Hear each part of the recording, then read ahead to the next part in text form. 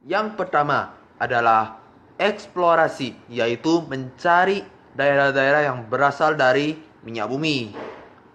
Tetapi sebelum mencari daerah-daerah yang berasal dari minyak bumi tersebut, yang pertama adalah membuat peta topografi yang diprotek dari udara, seperti pesawat memotret laut, helikopter, nah gitu. Kedua adalah temukan batu dan karang di dasar laut dan selidiki apakah batu atau karang di permukaan laut itu berasal dari minyak bumi. Ketiga adalah kegiatan seismik, berarti membuat gelombang atau gempa di dasar laut. Gelombang itu kemudian dipantulkan ke permukaan bumi, apakah lokasi tersebut mengandung minyak bumi. Yang kedua adalah eksploitasi, yaitu mengambil minyak bumi di dalam tanah. Jadi atau disebut dengan pengeboran, dilakukan di tengah laut atau di lepas pantai. Ada juga pengeboran di daratan. Mana tahu minyak bumi ada yang berasal dari fosil hewan langka yang sangat besar, yaitu dinosaurus.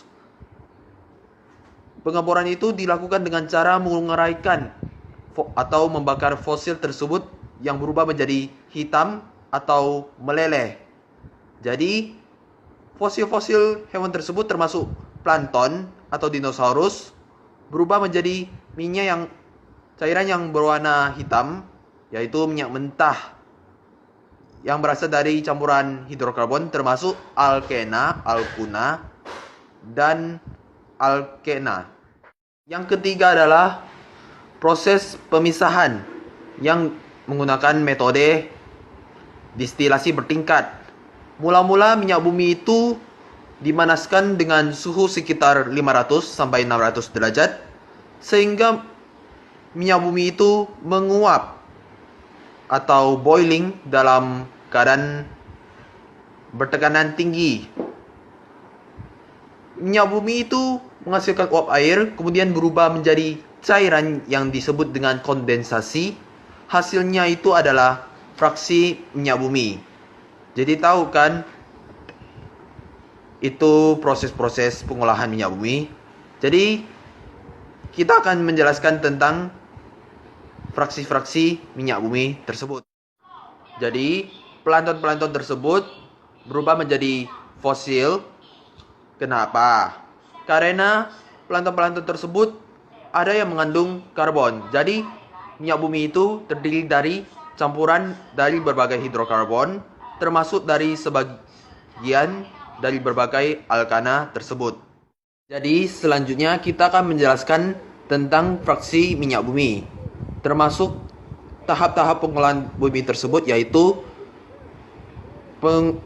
proses perubahan fraksi minyak bumi tersebut. Pengubahan fraksi-fraksi tersebut maksudnya adalah mengubah struktur fraksi minyak bumi tersebut berubah menjadi struktur lainnya atau yang diinginkan. Yang pertama adalah perengkahan atau disebut dengan cracking. Jadi itu perengkahan itu molekul besar itu berubah menjadi dipecah menjadi molekul yang kecil seperti gini. Ini fraksi minyak berat ya, itu minyak berat. Jadi minyak itu dipecah mau menjadi 3, mau menjadi 4. Kemudian berubah menjadi minyak bumi atau yaitu bensin ya. Jenis minyak bumi yaitu bensin. Seperti gini. Yang kedua adalah penyusunan ulang. Rantai lurus itu diubah bentuknya menjadi rantai yang bercabang, seperti N-oktana.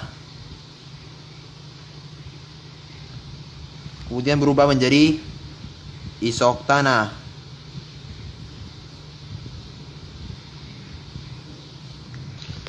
Kan begini. Mengapa rantai lurus itu diubah menjadi rantai bercabang? Yap, kan ini. Kan ada unsur-unsur dipisah, kemudian berbentuk menjadi cabang. Jadi penyusunan ulang. Yang ketiga adalah alkilasi, lawan kata dari cracking atau perkahan. Dimulai dari proses perubahan ini dimulai dari molekul-molekul kecil tersebut berubah menjadi molekul yang paling besar. Inilah hasil dari proses alkilasi. Yang terakhir adalah cooking. Cooking adalah perubahan dari fraksi residu padat diubah menjadi fraksi minyak bumi. Dalam proses ini dihasilkan kokus yang digunakan sebagai elektrod untuk ekstraksi logam aluminium. Jadi proses cooking ini digunakan oleh yang dihasilkan oleh kokus itu berasal dari ekstraksi logam aluminium tersebut. Itu adalah contoh dari fraksi cooking. Jelaskan bagian akhir yaitu hasil produksi dari proses pengolahan minyak bumi. Yang pertama adalah gas LPG yang berupa gas yang digunakan sebagai bahan bakar kompor.